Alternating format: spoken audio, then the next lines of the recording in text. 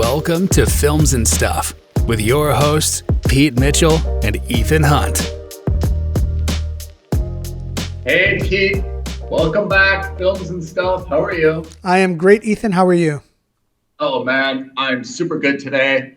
We've got a great session of films and, not films and stuff, of Stream or Skip coming up now. And films and stuff, but yes. And films and stuff. We know the rules. Each week, you assign me a show to watch. I assign you a show to watch. We watch them. We discuss them. We rate them. And I'll go first if you don't mind. Not at all. You assigned me something called The Devil's Hour. That's right. Which is on Amazon Prime. And when it was assigned, I think my first reaction was, that sounds scary. That's got to be kind of horror or something similar to it. And we said neither one of us knew what it was about. But yeah, with a title like that, it kind of seemed like it was.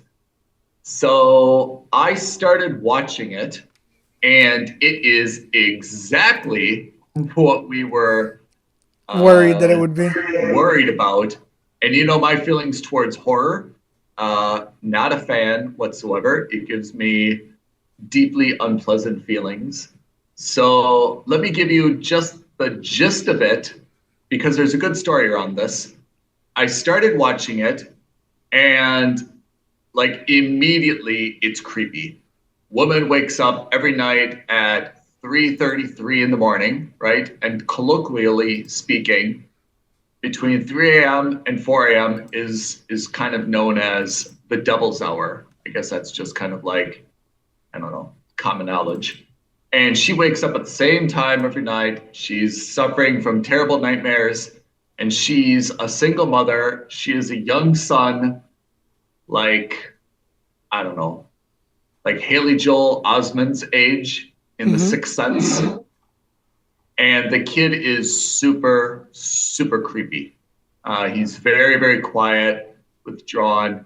He's got a lot of imaginary friends. You know where this is going, right?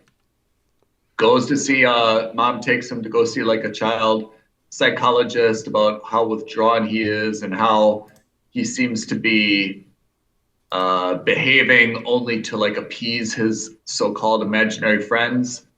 I was out.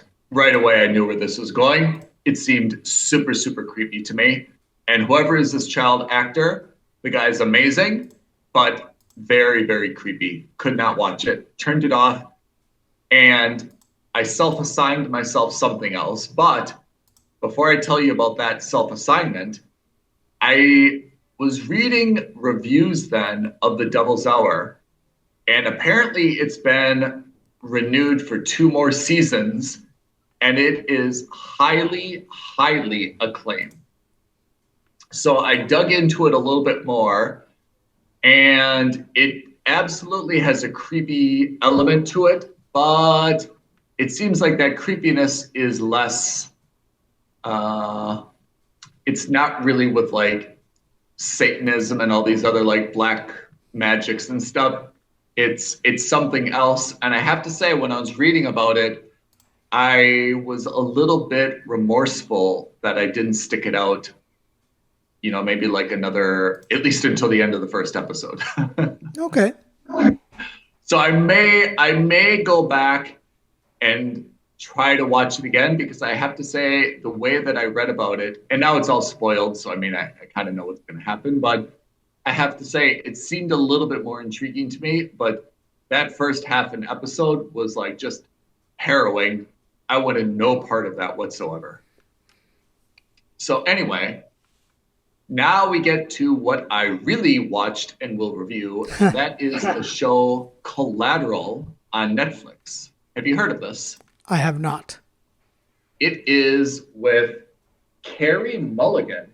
You remember her? I do, yeah. Great Gatsby, Wall Street 2, a plethora of other stuff, right? Right. And she's a very interesting actress as well, by the way. I was reading her bio and how she got into acting. She's super, super interesting. So, and she's British, which I did not know, actually. That's news to me as well. Yeah, I guess I kind of just assumed that she was American, Yeah, but likewise. that may be an American bias coming out.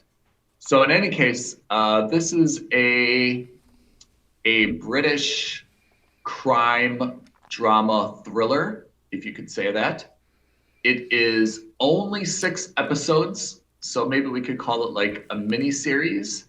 And as far as I'm aware, it has not been. It's not like a matter of being renewed. I just don't think there's going to be any second or subsequent season. It was originally on BBC, as I mentioned, and it came out in late 2022. So it's relatively recent. And I have to say, and I think I messaged you midway through, after the second episode, it was nearing it was nearing must subscribe territory. Ooh, yeah. Yeah. Then it took a little bit of a dip, and kind of like the last 4 episodes were still strong, but nowhere as compelling as kind of the first 2 episodes that set everything up. And it's a solid mooch.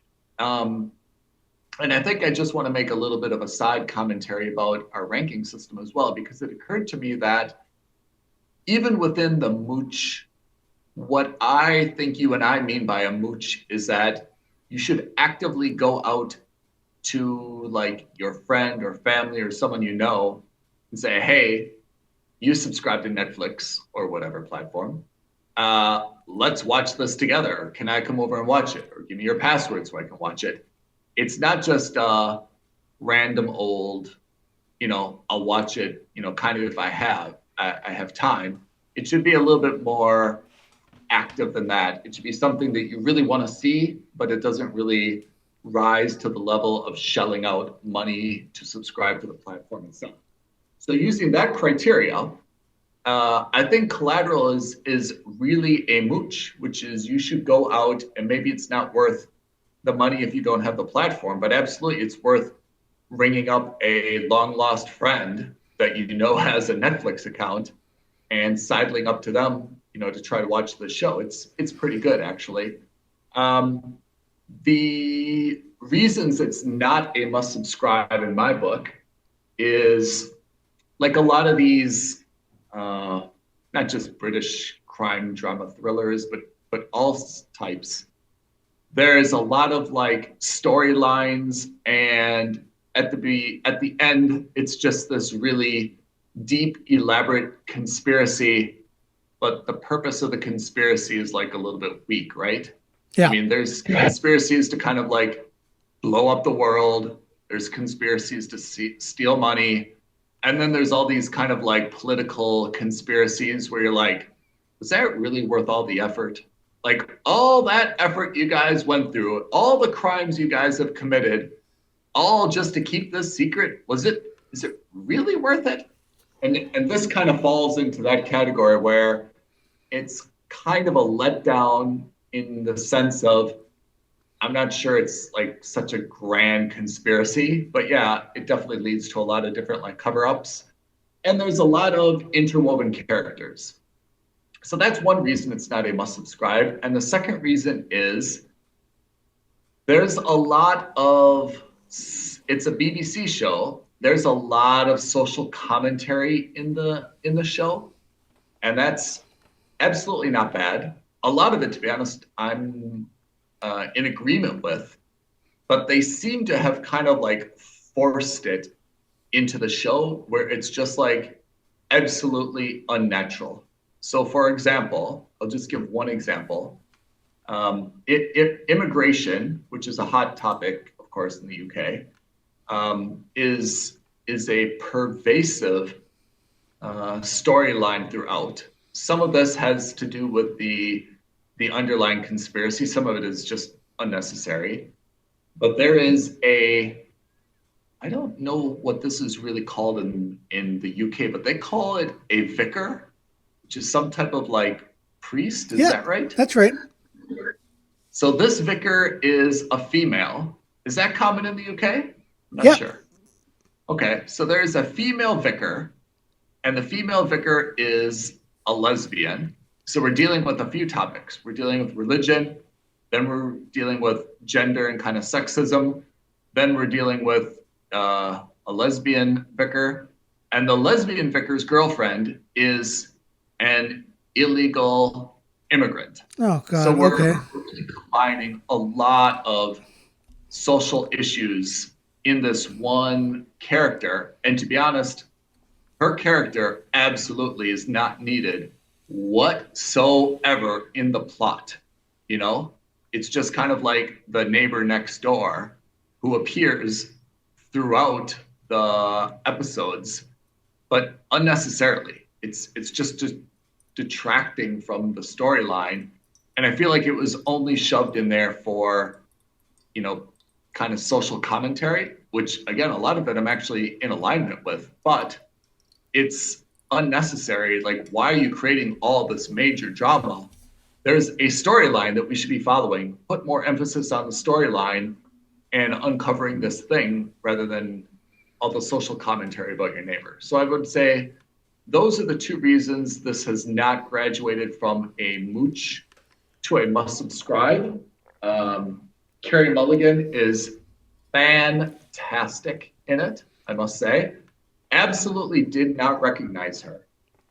I mean, I still think of her as kind of the pixie haircut that we saw in Gatsby Right. and Wall Street, Money Never Sleeps. She has a much more mature kind of mom look, if I could put it that way. And she's pregnant in the show. I'm not sure if that's a pregnancy in real life or whether that's just added into the show. But I did not recognize her, and I would not have recognized her until I saw the credits, and I went to IMDb and I looked at the cast. So she is fantastic in it. The show is really quite good, but as I mentioned, I got let down a little bit by the plot. But it's certainly a mooch, and that is Collateral on Netflix that I self-assigned to myself after The Devil's Hour caused too much consternation for my taste. Fair enough. Absolutely fair enough. Okay, so that is Collateral. Although, even though it is not my genre, I may still give Devil's Hour a quick once over based on how you ended that, your mini review, which was to say, if you kind of wish you had given it more time, let me be the one to give it more time for you. Yeah, I may watch the second or third episodes. Let's see, but it has been renewed for 2 more seasons, and it did get some pretty good critical acclaim, and it moved, like I said, it moved away from all the devil-y, Satan-y stuff into something that seems to be a little bit more of our genre. Okay. So while you were changing your assignment, I was watching A League of Their Own on Amazon Prime. Yep. So I remember messaging you. A, the show is great, but B, my main concern was the fact that Amazon Prime seems to be hosting their servers on a lone potato in the middle of a field in Idaho.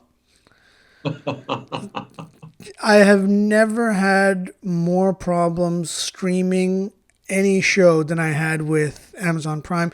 And I'm on a 300. That's really shocking. I'm on I a have to say. 350 meg connection. It's terrible. Yeah. It was really bad. It was buffering all the time. It reminded me of the internet when it was still making the bad modem noises AOL, back in the 90s. AOL Yeah. style. Yeah, it was horrendous. Oh man. But anyway, that's not a knock against the show. The show itself, I really, really, as expected, really enjoyed. I did end up watching the entire season. How many episodes? I think 10, either 8 or 10. Relatively short, but they're all a solid hour each. For those of you who haven't seen the movie, it's basically the show is set in 1940s America. Men are getting drafted and going off to Europe to fight in World War II. Yeah. And to kind of combat the fact that a lot of men are overseas fighting the war, and to also kind of lift people's spirit up, the baseball league has decided to create a women's league so that, we can still enjoy, the society can still enjoy baseball, which is supposedly America's favorite pastime. Right. So it's basically the same premise of the movie, which of course you'd expect because it's a remake. It's centered on Abby Jacobson's character, Carson Shaw, as well as Darcy Carden's Greta Gill. And you see Are these new characters from the movie, or are they characters that we came across in the movie itself? That is a great question. So it is not a remake as in a character for character remake. It is a remake basically on the concept and of course on the team. It is again the Rockford Peaches, but I'm pretty certain it's not the same characters that were in the movie. Now, having said that, there are a lot of clear and obvious physical, as in terms of looks, similarities between the characters. So, and I don't know if that was deliberate or if that's a happy coincidence, but you can tell which of these actors was hired because she looks kind of like Madonna. Which of these looks and acts like Rosie O'Donnell? Which of these looks and acts like these actors looks and acts like Gina Davis? Yeah. And I think it's just a coincidence, but it's just funny to see that, yes, oh yeah, this is definitely Madonna's character. Even though I don't think they were. Again, this is definitely Madonna's character. This is definitely Rosie O'Donnell. So it's just a happy coincidence, I think. The cast is pretty excellent. There's lots of famous actors and comedians, and you may not know their names, but you definitely recognize them. So, you've got Kevin Dunn, Nick Offerman, Kate Berlant, and then there's a slew of other actors and comedians that I've seen on TV, whether it's on SNL or whether it's on, some comedy or some drama, but I couldn't give you their names because maybe they weren't necessarily the stars of their shows, but they were very important, foundational actors, and these are definitely them. So the premise is basically that you have these 8 teams or whatever it is, women's teams, they're playing baseball. And, you see the trials and tribulations because the owner is like this old school, old fashioned man who's just like, who's going to pay to see women play? They're not good. And, how do we make people play? I know, we hike up their skirts and make it sexier. That old school 40s era misogyny is on full display. Right. And then, of course, the women who are playing are like, how the heck are we supposed to slide to bases in these? Because they're genuinely athletes. They're not just models wearing uniforms to play the game. They're genuinely baseball players, right? So they're very good batsmen or batswomen. They're very good, fielders. They're very good pitchers, that sort of thing. So the show is really... I don't want to say the show is centered around baseball. I think baseball just happens to be the sport. It's really about the individuals and the different problems that they faced and social issues that they faced. So there's lots of issues of sexism. There's lots of issues of racism. So, for example, Shantae Adams plays Maxine Chapman. She's a fantastic pitcher, but she's not allowed to play for the team because she's black. And, so you see a lot of these kinds of social issues, and there's a strong mix of personality types. So some of the women are like overtly feminine, like almost Marilyn Monroe-esque, like tee-hee, I'm a woman. And then some are like overtly masculine to the point where like they've got short hair, they're wearing ball caps, they like to wear pants and that sort of thing. So you see, by having so many different kinds of stereotypes, the idea is that they're not trying to stereotype at all because you can't pin down what a quote unquote typical woman is supposed to be, right? She's not supposed to be this housewife type. She's not supposed to be this skirt wearing cook. She's not supposed to be like the secretary. She's not supposed to be the tomboy. None of that. It's a mix of everything. So by introducing all the different kinds of stereotypes, you kind of say, hey, look, the point is that you can't stereotype us, which I think is fine.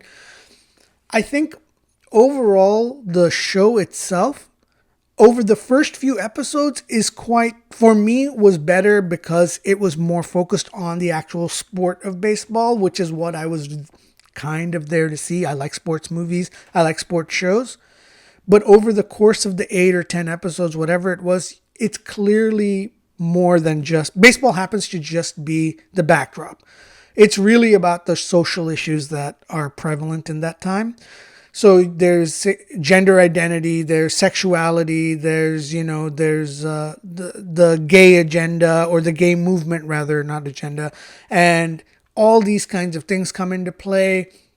So I think your average person is going to be like, how is it possible that on a team of like 10 players, 12 players, more than half of them are lesbian? Okay, you have to kind of look beyond that to be like, look, I don't think it's about the fact that they are lesbian. I think it's just the fact that, look, they're trying to showcase that this was an issue for lesbians in the 40s, as some of those are still a problem today. It's not that they weren't trying to typecast to say like, oh yeah, well, all women ball players or women athletes are lesbians. That wasn't the point. The point was they were trying to say that the problem that lesbians faced in that era, and then we're going to put them all on one team because we want to kind of showcase the different issues that they face. So I don't think it was, how you were talking about like kind of promote a social awareness issue, or, in your show in Collateral. Yeah. It kind of is like that as well, but not related to the sport, in the sense that, you know what I mean? Like, the old-fashioned way in the 40s where thinking was like, well, if you're wearing pants, if you're a woman and you wear pants and you play sports, you're probably gay. That was not the stereotyping that they were trying to identify. They were just trying to say, hey, look, we're moving away from that stereotype. If you're a lesbian, these are the kinds of problems you're facing. That's it. So acting is very good. Production value is great. It's a semi-true story, so there's a lot to like. I think the fact that it's a series over instead of, 1.5 hour movie, it gives them more time to explore identity problems and explore issues. So it gives it more space and time to breathe, which is good. I would say, like you, this is a very close to being a must subscribe, but I think that towards the end of the series, it becomes almost too much about the social commentary, and it becomes a little bit too ham-fisted in how it's being presented. And then on top of that, like, baseball is also like a very American-centric sport. So fundamentally, the issue is that if you're not interested in baseball or the concept of baseball, it's going to be very hard for non-baseball fans or non-Americans to understand and relate. Yeah, that's a very good point. And especially for the first 2 or 3 episodes, which are very baseball heavy. So I expect and suspect that for a lot of people, it would be very hard for them to get into this because they're just like, I don't give 2 craps about baseball. I'm not going to bother with it. Right? Yeah. When the show is not really about baseball, but that's the breaks, right? So them's the breaks. I think that in general, the show is quite good. And like you said, I think that if you don't have Amazon Prime, I don't know if this is worth you getting Amazon Prime just to watch this show. I would say that, hey, look, Ethan, I don't have Amazon Prime. I know you do. There's this great series on that I've heard is very good. Do you mind if I come over and watch it? And if you're not interested, can you send me your password so I can watch it on my computer? It's interesting, Pete, what you said, because, about I can't remember how long ago it was, 6 months or 9 months ago, we did an episode specifically on shows, and I think we did it like 80 shows or movies that could be rebooted or use a sequel. Yeah, do you remember that? That's right. And And I don't think either one of us mentioned A League of Its Own, which I went back and I mean, I love that movie. That was a really compelling Great movie at the movie, time. yeah. But I agree with you that in terms of wanting more, you know, we probably don't have a lot more that we wanted. So it's probably good that they rebooted it as a series, you know, because there's a whole generation that probably didn't see that original movie with Madonna, Gina Davis, Tom Hanks, like all those, you know, Rosie O'Donnell, right? I mean, in a sports movie. So I guess it's relevant, but you're right. It probably doesn't travel well, you know, internationally or to anyone who's not really enthusiastic about baseball, simply because that's a very, very niche sport, and it doesn't really have like the cultural following that, you know, some other more global sports have. Absolutely. So I So would you give it a say, mooch. yeah, I would say that it's definitely worth watching if you are remotely aware of what baseball is. And I would also say that even if you're not, give it a go anyway. Baseball just happens to be the sport that they're playing. It's not really about baseball. There's a lot of the issues that are shown on screen use baseball as a conceit to get you there. That's it. It's not really about it. That makes sense. That makes sense. Okay. So that's this week's assignment. I had Devil's Hour, which turned into Collateral on Netflix. Yep. And you had A League of Their Own, which stayed A League of Its Own on Amazon Prime Video. Yes. And both were mooches. And we're into the month of February, almost Valentine's Day. We're still looking for our first must subscribe. Yes, that's true. Although I will say, and I did want to mention this to you earlier, but I've put it in my notes. I've been watching Ryan Johnson's latest show on Peacock called Poker Face, starring Natasha Lyonne. Oh. And you'll remember Natasha Lyonne from that time traveling show that we saw on Netflix. Russian something? Yep. Russian Dolls. Russian Dolls. That is the first must subscribe from me in 2022. No way. It's on Peacock? Yeah. That's the problem that I had with it, is that it's on Peacock. It's very hard to watch outside of the United States because of it. And I honestly think that if it weren't for the fact that it's on Peacock, I think the show would be doing gangbusters. I think that the distribution choice that they made for getting it on Peacock is potentially its downfall at the moment. Does she play? She is very talented, but Amazing. She also plays like a very specific kind of brash, chain smoking, kind of vulgar, very eloquent speaking type. She's like Harrison Ford, same character in every movie and every show. She is that in this as well. Did you ever see like that Saturday Night Live skit with her? Which one?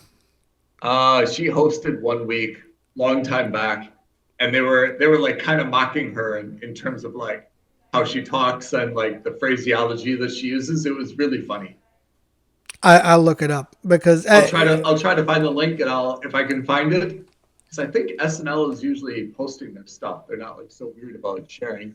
I'll put that in our social media as well, because it's super funny how they talked about her, and like it's just all the kind of characters like trying to speak the way that she speaks. It came off very, very funny. Awesome. I'll have a look. I'll certainly also have a look. But yes, if you get a chance, you must watch Poker Face. It's wonderful. I'm enjoying the show so much. Okay. All right. Well, that's a very good recommendation. And an extra bonus on Streamer Skip today. That's right. In fact, I'm going out of my way not to tell you what the show's about because it's interesting. It's a very unique take on a whodunit. So it's like a murder mystery TV series, but it's more like a procedural. I don't want to tell you more. Just watch it. I think you're going to really like it. But hold on. Peacock is its own platform? Sorry? NBC platform, right? So yeah, Peacock is NBC's streaming platform. That's right. So it's only like Friends, Seinfeld, all those NBC shows, right? I guess. I don't know actually what else is on Peacock. Oh man. We have to talk about this in our next episode where we talk about streaming platforms. Yeah, that's right. Good and segue. Speaking Good of, segue that's to right. next episode. So just to give you guys an update for next week, Ethan will be watching on Amazon Prime 10%. Oh. And I will be watching on Hulu Second Chance. All right. I don't Any know. guesses what these are about? I have Second no Chance idea sounds what like anything of for life any of after them. death or a relationship breakup. Yeah. And 10%, I would have thought, if the number were lower, I would have thought it was about like, wealth, but I have no idea what 10% is. I thought that there was once this old show called The 3% on Netflix, which was about some post-apocalyptic world where only 3% of the population survived. But 10%, I have no idea what that's about. Yeah, I couldn't tell you. All right. Well, it doesn't sound scary, I hope. Yeah, God, I hope so too. Okay, Pete. We had kind of 2.5 shows that we reviewed today. We've got some good stuff for next week. Actually, we've almost kind of got 4 shows because you threw in Poker Space from Peacock on there as well. Yeah. We can do if you watch it and if you really like it, we can do a deeper dive on it. It's good. Is it worth a deeper dive? I mean, is it the type of show like that we could like week by week, episode by episode, like really break down and have like a good? Probably not because of the procedural nature of the show. But it could be something like, let's not call it a deep dive, but at least a more shallower dive. It's fun. It's really funny. Not a deep dive, a shallow dive. Yeah, a dip. All right. So that is Streamer Skip for the day.